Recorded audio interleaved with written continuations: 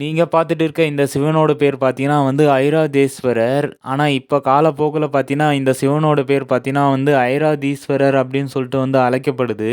காஞ்சிபுரத்தில இருக்க கச்சபேஸ்வரர் திருக்கோவிலுக்கு நேர் எதிரே தான் இந்த ஐராதீஸ்வரருக்கு கோவிலானது இருக்கு.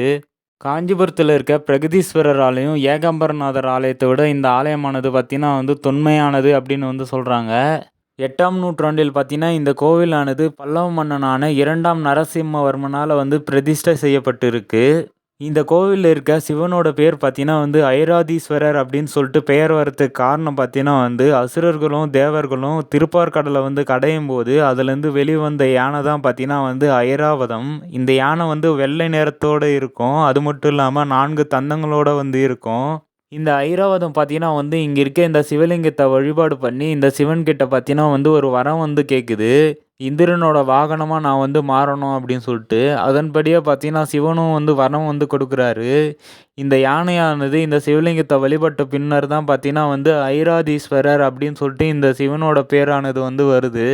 பல்லவர்களோட சிற்பக்கலைக்கு பார்த்தீங்கன்னா ஒரு தனி சிறப்பு இருக்கு. இவங்க கருங்கற்கள பயன்படுத்தி சிற்பங்கள்லாம் செய்ய மாட்டாங்க. இதுபோல மணற்கற்கள பயன்படுத்தி மட்டும் தான் சிற்பங்கள் செய்வாங்க.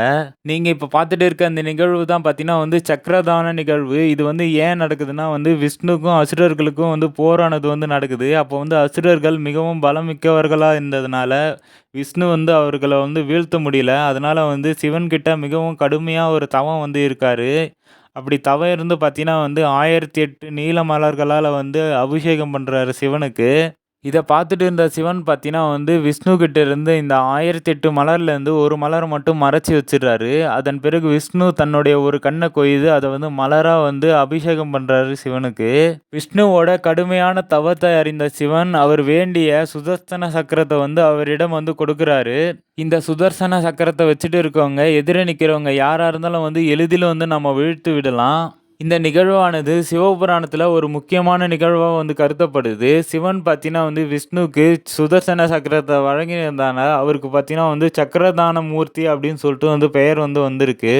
அதேபோல விஷ்ணு தன்னுடைய திருமலர்களான கண்கள கொய்து அத மலர்களா மாற்றி சிவனுக்கு பூஜை பண்ணதுனால அவருக்கு கமலக்கண்ணன் அப்படின்னு சொல்லிட்டு பெயர் வந்திருக்கு.